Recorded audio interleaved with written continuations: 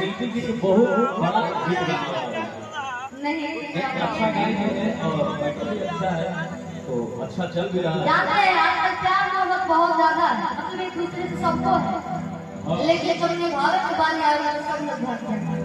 ये मेन बात है, जब उसका जरूरत पड़ता है तो कोई नहीं खड़ा होता है।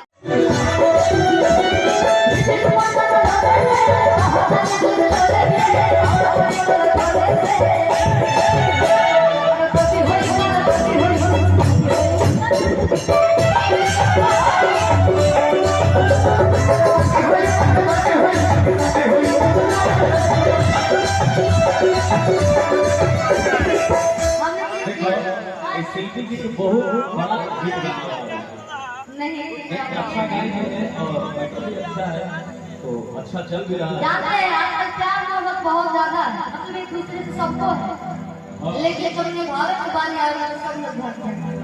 ये मेन बात है, जब उसका जरूरत पड़ता है तो कोई नहीं खड़ा होता है।